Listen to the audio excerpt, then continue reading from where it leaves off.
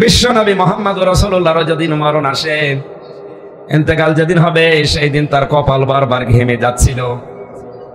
হঠাৎ দরজায় কে যেন কড়া নেড়েছে। হযরতে ফাতেমা দরজা খুলে দেখে এক পা আকাশে এক পা জমিনে এরকম একটা মানুষ দাঁড়িয়ে আছে। ভয়ে দরজা বন্ধ করে দিয়ে এসে বলে, বাবা, এমন একটা লোককে দেখলাম, কোনোদিন এরকম মানুষ দেখি নাই।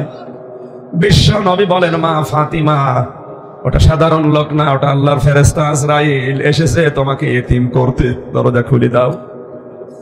হযরত জিবরাইল এসে নবীজির কাছে বসলেন, ডাক দিয়ে বলে, ইয়া রাসূলুল্লাহ, আল্লাহ আমাকে পাঠিয়েছে আপনার কাছে আপনার জীবনটা নেওয়ার জন্য, কিন্তু তিনি জানিয়েছে যদি আপনি যেতে না চান আমি আজকে আপনাকে নেব না। যতদিন থাকতে চান আপনি থাকতে পারবেন, কিন্তু আল্লাহ আপনার অপেক্ষা করছে। মুহাম্মদুর রাসূলুল্লাহ ডাক দিয়ে বলেন, জিবরাইল, আমি যদি থাকতে চাই কতদিন থাকতে পারবো? আজরাইল বললেন, আপনি যতদিন ইচ্ছা থাকতে পারবেন। তারপরে কি হবে? তারপর আপনাকে মরা লাগবে, কারণ মরণ থেকে পৃথিবীতে কেউ রেহাই পায়নি, কিয়ামত পর্যন্ত কেউ রেহাই পাবে না।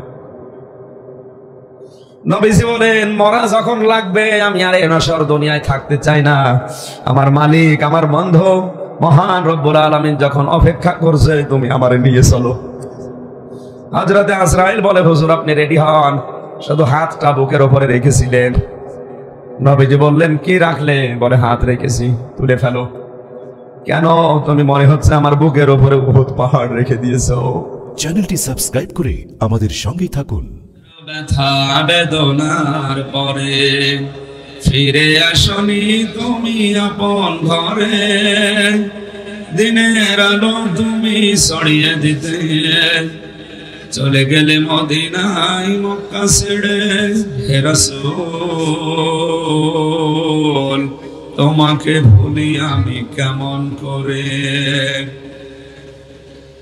খেয়ে না খেয়ে দিন প্রচারের কাজে নিজেকে দিয়ে সবিলিয়ে, তায়েফের কাফেরেরা চিনল না এ আলো, দুষ্টু ছেলেদের পিছু দিল লেলিয়ে। পাথরের আঘাতে ক্ষত বিক্ষত হয়ে সারা শরীর থেকে রক্ত ঝরে। হে রাসূল, তোমাকে ভুলি আমি কেমন করে? হেরার গুহায় তোমারই ধ্যান, আসমান থেকে নামে আল কোরআন। ভাঙল সবার ভুল তোমারই পরে, আসলো কোরআনের ছায়া তলে। খালিদ ওমর আলী আবু বকর ইসলামী ঝান্ডা নিল যে তুলে। আল-আমিন তুমি ছিলে চিরদিন সকল মানুষের তরে। হে রাসূল, তোমাকে ভুলি আমি কেমন করে? আলহামদুলিল্লাহ। বাংলাদেশের ঐতিহ্যবাহী জেলা গাজীপুর ধীরাশ্রম নবজাগরণ ফাউন্ডেশনের উদ্যোগে মরহুমদের রূহের মাগফিরাত কামনার্থে নবমতম বাৎসরিক তাফসীরুল কোরআন মাহফিলের স্বনামধন্য সভাপতি, মাহফিলের প্রধান অতিথি জনাব আলহাজ মোহাম্মদ জাহিদ হাসান রাসেল এমপি, বিশেষ অতিথি হিসাবে অনেকের নাম এখানে আমরা দেখতে পাচ্ছি। আমাদের সময় স্বল্পতার কারণে আমরা একবারে দোয়া করলাম, রফানা লাকা যিকরাক। আল্লাহ এদের সম্মান মর্যাদা শুধু দুনিয়া না, উভয় জগতে যেন আরো বাড়িয়ে দেন কোরআনের ইজ্জতে। বলেন আমিন। মঞ্চে বসা ওলামা ইকরাম, সামনে বসা মুসলমান ভাইরা, পর্দার আড়ালের সম্মানিত মা এবং বোনেরা, প্রশাসনের ভাইরা, প্রাণ প্রিয় গাজীপুরবাসী, মহান রব্বুল ইজ্জত ওয়াল জালালের দরগাহে শুকরিয়া জানাচ্ছি, যিনি এই কঠিন পরিস্থিতিতে যে সময় ঈমান নিয়ে টিকে থাকা আগুন হাতে রাখার চাইতেও কঠিন এই ভয়াবহ পরিস্থিতিতে কোরআনের অনুষ্ঠানে আমাদেরকে হাজির করলেন। বলেন আলহামদুলিল্লাহ। দরুদ আর সালাম পড়ছি আমাদের নবী মুহাম্মদুর রাসূলুল্লাহ সাল্লাল্লাহু আলাইহি ওয়াসাল্লামের প্রতি, যার আনিত আদর্শ পেয়ে আমরা সকলেই খুশি না বেজার? সম্মানিত ভাইরা, বাস্তবতাকে আগে প্রাধান্য দেওয়া লাগবে। স্থান কাল পাত্র ভেদে কথা বলার যে নিয়ম, উদউ ইলা সাবিলি রাব্বিকা বিল হিকমাতি ওয়াল মাউইযাতিল হাসানা। আল্লাহ তাআলা বলেন, হে নবী, মানুষকে আপনি ডাকেন আপনার রবের দিকে হিকমতের সাথে, প্রজ্ঞাপূর্ণ কথার সাথে ডাকেন, আহসান সুন্দর সুন্দর উপদেশ দিয়ে মানুষদেরকে ডাকেন। আমরা আল্লাহর কোরআনের এই আয়াত সামনে রেখে খুব অল্প সময়, কর্তৃপক্ষ যে সময় বেঁধে দিয়েছে আমরা ঠিক সেই সময়ের ভেতরে শেষ করবো ইনশাআল্লাহ। আজকে আমার আলোচনার বিষয় হচ্ছে মহান আল্লাহ তাআলা 7 শ্রেণীর মানুষকে খুবই অপছন্দ করেন। এই 7 প্রকার মানুষ এই পৃথিবীতে এখন আছে। এই 7 শ্রেণীর মানুষ যাদেরকে আল্লাহ খুবই অপছন্দ করে, শুধু অপছন্দ না, আল্লাহর দৃষ্টিতে এরা ঘৃণিত, এরা নিকৃষ্ট। আল্লাহ এদেরকে পছন্দ করেন না, ভালোবাসেন না। এই 7 প্রকার মানুষ কারা? আমরা কোরআনে কারিমের আয়াত থেকে তাফসীরুল কোরআন মাহফিল লিখেছেন, হক আদায় করে যতটুকু পারা যায় আমরা চেষ্টা চালাবো ইনশাআল্লাহ। সূরা বাকারার 190 নম্বর আয়াতে আল্লাহ ঘোষণা দিলেন, ওয়াকাতিলু ফি সাবিলিল্লাহিল্লাযীনা ইউকাতিলুনাকুম ওয়ালা তা'তাদু ইন্নাল্লাহা লা ইউহিব্বুল মু'তাদিন। তোমরা যুদ্ধ করো আল্লাহর রাহে তাদের বিরুদ্ধে যারা তোমাদের সাথে যুদ্ধে লিপ্ত হয়, কিন্তু সাবধান, সীমা লঙ্ঘন করবা না। অবশ্যই আল্লাহ সীমা লঙ্ঘনকারীদেরকে পছন্দ করেন না।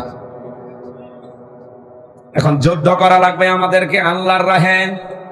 তাম পৃথিবীর বিজাতি যারা, বিশেষ করে অভিশপ্ত জাতি ইহুদি, আজ ওরাও কিন্তু যুদ্ধ করছে, কিন্তু ওদের রাস্তাটা শয়তানের রাস্তা। ওদের বিরুদ্ধে যারা মাতৃভূমিকে ইসলামের পক্ষে থেকে যুদ্ধ চালিয়ে যাচ্ছে, ফিলিস্তিনের এই ভাইরা, এরা যুদ্ধ করছে আল্লাহর রাহে। এখন ইমানদার আর শয়তানের অনুসারীরা কি করবে? আল্লাহ সে থিওরি দিয়েছেন, আল্লাযীনা আমানু ইউকাতিলুনা ফি সাবিলিল্লাহ। যারা ঈমান এনেছে তারা লড়াই করে, সংগ্রাম করে, যুদ্ধ করে, কিন্তু রাস্তাটা হবে আল্লাহর। কার? এই যে আমরা বলি শহীদ হয়ে গেছে, শহীদ কেমন করে মানুষ হয়, কার রাস্তায় জীবন দিলে শহীদ হয়, এটা অনেকেই না জেনে আন্দাজে অনেকের নামে শহীদ লাগিয়ে দেয়। এলাকার নাম ধীরাশ্রম। কিছুদিন আগে একটা মাহফিল করে আসছিলাম সিলেট অঞ্চল থেকে। রাস্তার ধারে একটা সাইনবোর্ড লাগিয়েছে, শহীদ চন্দ্র ধীরেন্দ্রনাথ দত্ত। নাম শুনে বোঝা যাচ্ছে ও কয় নম্বরের শহীদ। শহীদ হওয়ার জন্য 1 নম্বরে ঈমান লাগবে, 2 নম্বরে যে জীবন দিচ্ছেন এই রাস্তাটা হওয়া লাগবে আল্লাহর। ঈমান তো নেই, রাস্তা টাকা ভাগাভাগি করতে গিয়ে মরে গেছে, টেন্ডারের টাকা ভাগাভাগি করতে মরে গেছে, হল দখল করতে গিয়ে মরে গেছে, জমি অবৈধভাবে দখল করার জন্য গিয়ে মরে গেছে, সেও শহীদ। এজন্য ঈমান যাদের আছে এরা সারা জীবন লড়াই করবে, সংগ্রাম করবে, যুদ্ধ চালাবে, কিন্তু রাস্তা হবে আল্লাহর। এই কথা বলছেন? ঈমানদারের জীবনে লড়াই সংগ্রাম থাকবে, কিন্তু রাস্তাটা আল্লাহর হওয়া লাগবে। আল্লাহর রাস্তায় যদি কেউ জীবন দিতে পারে, সংগ্রাম করে, লড়াই করে, যুদ্ধের ময়দানে, আল্লাহ তাআলা জানিয়েছেন, হে নবী আপনি তাদেরকে মৃত বলবেন না। আলা তাহসাবান্নাল্লাযীনা কুতিলু ফি সাবিলিল্লাহি আমওয়াতা বাল আহইয়াউন ইনদা রাব্বিহিম ইউরযাকুন। সূরা আলে ইমরান 4 নম্বর পারা 11 নম্বর পৃষ্ঠা 9 নম্বর লাইনের 169 নম্বর আয়াত। তাফসীরে ফি জিলালিল কোরআনে পাবেন। সাইয়্যিদ কুতুব লিখেছেন, আল্লাহ তাআলা বলেন, হে নবী আমার রাহে যারা জীবন দেয় এদেরকে আপনি মৃত ভাববেন না, বরং এরা জিন্দা, জীবিত, এবং আমি আল্লাহর কাছে এরা খাবার খায়। সভাপতি সাহেব আজকে যদি মারা যায় আর যদি ঈমান নিয়ে মরতে পারে, কবরে থাকবে, ঘুমিয়ে থাকবে, এইটাই শেষ, আর কিছু নেই। কথা বুঝতেছেন? কিন্তু উনি যদি শাহাদাতের মরণ পায়, শহীদ হয়ে মরতে পারে, উনি কবরে যাওয়ার পরে আর ঘুমাবে না, উনি জীবিত এবং জিন্দা আছে আল্লাহর কাছ থেকে কিয়ামত পর্যন্ত উনি খাবার পেতে থাকবে। তাও দুনিয়ার এই পোষা খাবার না, জান্নাতের খাবার আল্লাহ নিজে কুদরতি হাতে ওনাকে কিয়ামত পর্যন্ত খাওয়াবে। এই জন্য নবীজির সারা জীবনের দোয়া ছিল এটা, আল্লাহুম্মা ইন্নী আসআলুকা শাহাদাতান ফি সাবিলিক, হে আল্লাহ তুমি তোমার রাহে আমাকে শহীদ হিসাবে গ্রহণ করো। শাহাদাতের মরণে তো দামি এবং মর্যাদাপূর্ণ। বিশ্ব নবী জানিয়েছেন, আমি মনে হয় আল্লাহর রাহে যুদ্ধ করি, শহীদ হয়ে যায়, আবার যদি আল্লাহ আমার জীবন ফিরিয়ে দেয় আবার যুদ্ধ করি, শহীদ হয়ে যায়, আবার যদি জীবন ফিরিয়ে দেয় আবার যেন যুদ্ধ করি, শহীদ হয়ে যায়। আমি মোহাম্মদকে আল্লাহ যদি 100টা জীবন দান করে, 100 জীবন আমি শহীদ হতে চাই। কারণ শহীদের কি মর্যাদা, কি সম্মান, কি পাই তারা, এটা আমি আল্লাহর নবী নিজে মেরাজের রাত্রে দেখে এসেছি। এই জন্য আমাদেরও সারা জীবনের আশা আকাঙ্ক্ষা তামান্না, আমরা সাধারণ ভাবে মরতে চাই না, আমরা শহীদ হতে চাই। কোন মানুষ যদি শহীদ হয়ে মারা যায়, পিঁপড়ায় কামড় দিলে যেমন লাগে ওই রকম লাগবে। পক্ষান্তরে শাহাদাতের মরণ বাদ দিয়ে কেউ যদি সাধারণ ভাবে মরে, ও লোকটার মৃত্যু হবে জিন্দা ছাগল চামড়া ছিঁড়ে লবণ দিলে যেরকম লাগে এইরকম। আপনি কষ্ট সহ্য করতে পারবেন? বিশ্ব নবী মুহাম্মদ রাসূলুল্লাহর যেদিন মরণ আসে, ইন্তেকাল যেদিন হবে, সেই দিন তার কপাল বারবার ঘেমে যাচ্ছিল। হঠাৎ দরজায় কে যেন কড়া নেড়েছে। হযরতে ফাতিমা দরজা খুলে দেখে, এক পা আকাশে এক পা জমিনে এরকম একটা মানুষ দাঁড়িয়ে আছে। ভয়ে দরজা বন্ধ করে দিয়ে এসে বলে, বাবা এমন একটা লোককে দেখলাম, কোনোদিন এরকম মানুষ দেখি নাই। বিশ্ব নবী বলেন, মা ফাতিমা, ওটা সাধারণ লোক না, ওটা আল্লাহর ফেরেশতা আজরাইল এসেছে তোমাকে এতিম করতে, দরজা খুলে দাও।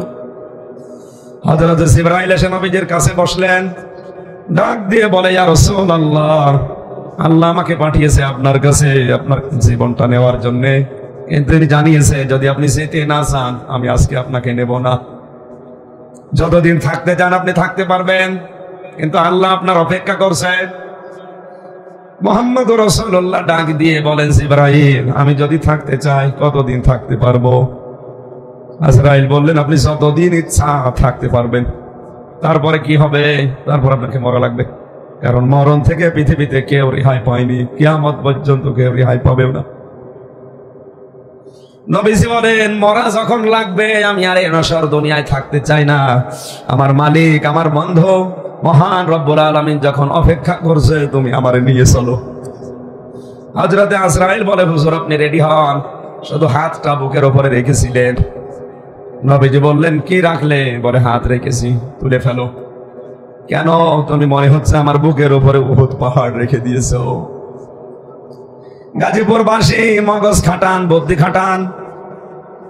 আল্লাহর পরে যার স্থান এই পৃথিবীতে পাথর তাকে সালাম দিয়েছে। নবীজি বলেন, আমি ওই পাথরগুলো এখনো চিনতে পারি। রাস্তা দিয়ে হেঁটে যাওয়ার সময় যারা আমাকে সালাম দিত, তিনি হ্যাঁ বললে হালাল হয়ে যেত, না বললে হারাম হয়ে যেত। আকাশের দিকে শুধু আঙ্গুলে ভাবে ইশারা করেছিলেন, চাঁদ পর্যন্ত 2 টুকরা হয়ে গেছে। পা জমিন থেকে তুলেছিলেন, পা পর্যন্ত আকাশে আরশে পৌঁছে গেছে। আরশ মহল্লায় কেউ জুতা পায়ে দূরের কথা, এমনিতেই ঢুকতে সাহস পায় না। অথচ বিশ্ব নবী জুতা খোলার জন্য প্রস্তুতি নিচ্ছিলেন। আল্লাহ বলেন, জুতা খোলা লাগবে না, চলে আসেন, আপনার জুতার ধোলায় আমার আরশ ধন্য হয়ে যাবে। আমি শুধু সুবহানাল্লাহ বলে শেষ করে দিলেন। আপনি ভাবেন তো কত বড় মর্যাদা তার। ওয়ারাফা'না লাকা যিকরাক, হে নবী আপনার নাম আমি এমন উঁচু তুলেছি, আমি আল্লাহ পর্যন্ত আপনার নাম আমি তুলে দিয়েছি। যেখানে আমি সেখানে আপনাকে আমি তুলে এনেছি। একটা সেকেন্ডটা দুনিয়ায় বাদ থাকে না আল্লাহ এবং মুহাম্মদের নাম উচ্চারণ হতে। বাংলাদেশের এক প্রান্ত থেকে আর এক প্রান্ত 1150 কিলোমিটার। আপনি টেকনাফের ওই জায়গা থেকে যদি আজান শুরু করেন, কক্সবাজারে আসার পরে দেখবেন আজান চলছে। চট্টগ্রামে আসবেন দেখবেন আজান চলছে। কুমিল্লা দাউদকান্দি আসবেন আজান চলছে। ঢাকাতে আসবেন আজান চলছে। ঢাকা থেকে গাজীপুর পার হবেন আজান চলছে। এখান থেকে সিরাজগঞ্জ দিয়ে রংপুর দিয়ে পঞ্চগড় পর্যন্ত যাবেন, দেখবেন আজান চলতে আছে। তার মানে একটা সেকেন্ড তো তামাম দুনিয়া ঘুরলে দেখা যায় আল্লাহর নামও বন্ধ নেই, রাসূলের নামও বন্ধ নেই। এবার আপনি ভাবেন কোথায় তার মর্যাদা। সে লোকটার জান কবজ করতে গিয়ে আজরাইলকে বলেছে, আপনি হাত নামান। কি রাখলেন? মনে হচ্ছে পাহাড় রেখেছেন। ফেরেশতা বলেছিল, হে রাসূল আমি জানি আপনার মর্যাদা কি, এজন্য শুধু আমি হাতটা রেখেছি আপনার বুকে। আল্লাহর নবী বলেন, আজরাইল এটাই যদি তোমার হাত রাখা হয় তাহলে তোমার যন্ত্রণাদায়ক মৃত্যু কোনটা? তুমি শত কষ্ট পারো আমার বুকের উপরে দিয়ে দাও, আমার এতিম উম্মতদের জান কবজের সময় কিছু করবা না। ফেরেশতা ওই সময় কথা দিয়েছে, হে নবী আপনার উম্মতেরা 5 ওয়াক্ত ফরজ নামাজ আদায় করে যদি আয়াতুল কুরসি পড়ে ওই 10টা আমল করতে পারে, ওর ভেতরে যে 10টা ক্ষমতার কথা আছে আল্লাহর, মহান আল্লাহর কসম দিয়ে আমি বলছি ওই লোকটাকে আমি আল্লাহ আসানে জান কবজ করব। আমরা এ পর্যন্ত শুনে সুবহানাল্লাহ পড়তে রাজি আছি যে আয়াতুল কুরসি পড়লেই মরণের আযাব আর হয় না। মায়ের স্তনে বুক লাগিয়ে মানুষ যেভাবে ঘুমিয়ে যায় ওইভাবে ঘুমানোর কথা আছে হাদিসে। এই মোনাজাত করব, হ্যাঁ মোনাজাত করব, এই না না বললে হবে না। আমি 7 প্রকার মানুষের নাম কোরআন থেকে তাফসীর থেকে তুলে এনেছিলাম। আপনারা যাদের মোবাইল আছে ভিডিও হচ্ছে তুলে নেন যে আপনি এই 7 শ্রেণীর ভেতরে আছেন কিনা। যদি থাকেন আপনি বুঝবেন আল্লাহ আপনাকে ঘৃণা করে। আমি বিস্তারিত তথ্যগুলো বাদ দিলাম সময় সংক্ষেপের কারণে। 1 নম্বরে সীমা লঙ্ঘন যারা করে আল্লাহ তাদেরকে সবচাইতে বেশি অপছন্দ করে। আল্লাহর সীমা আছে না নেই? 190টা আছে আল্লাহর সীমা। আমাদের যেমন বাংলাদেশের চারিদিকে বর্ডার দেওয়া আছে, আল্লাহর এরকম বর্ডার তামাম পৃথিবীতে কয়টা? 190টা। আমরা এতগুলো পয়েন্ট আকারে বলতে গেলে অনেক সময় লাগবে। 2 নম্বরে জালিম বা অত্যাচারী যারা, এদের প্রতি আল্লাহর সবচাইতে বেশি রাগ। ইত্তাকি দাওয়াতাল মাজলুম, আল্লাহ বলেন সাবধান, নবীজি বলেন সাবধান, মাজলুমের বরদোয়াকে ভয় করবা। ফাইন্নাহা লাইসা বাইনাহু ওয়া বাইনাল্লাহি হিজাব, আল্লাহ এবং মাজলুমের ভেতর আর কোনো পর্দা থাকে না, ও বললেই কবুল হয়ে যায়। এজন্য আমরা আরসাই করি যেন মাজলুমের বরদোয়ায় না পড়ি। 3 নম্বরে পেয়েছি আমি যারা অহংকারী তাদেরকে আল্লাহ পছন্দ করে না। প্রত্যেকের পেছনে দলিল ছিল, লম্বা করে বলতে পারছি না। 4 নম্বরে যারা অপচয় করে এবং অপব্যয় করে, এই যে ইসরাফ এবং তাফসীর, এই 2টা শব্দের ব্যাখ্যা খুব সুন্দর সুন্দর কথা তাফসীরে আছে। ইসরাফ বলা হয় জায়েজ কোনো কাজ কিন্তু আপনি বেশি করে ফেলেন। 2 কেজি আম হলে আপনার পরিবার চলে, মানে সেই অহংকার করতে গিয়ে শেষ পর্যন্ত 20 কেজি আম নিয়ে এসে পচায়, নষ্ট করে। এটার নাম আরবিতে ইসরাফ বলে। আর তাফসীর বলা হয় অবৈধ কোনো কাজে নিজের অর্থ খরচ করা। মদ খাওয়া কি বলেন বলেন? এই মদ খেতে গিয়ে যদি আপনি টাকা ব্যয় করেন, এটা শুধু অপচয় না, এটা তাফসীর, এটা আরো বড় কথা।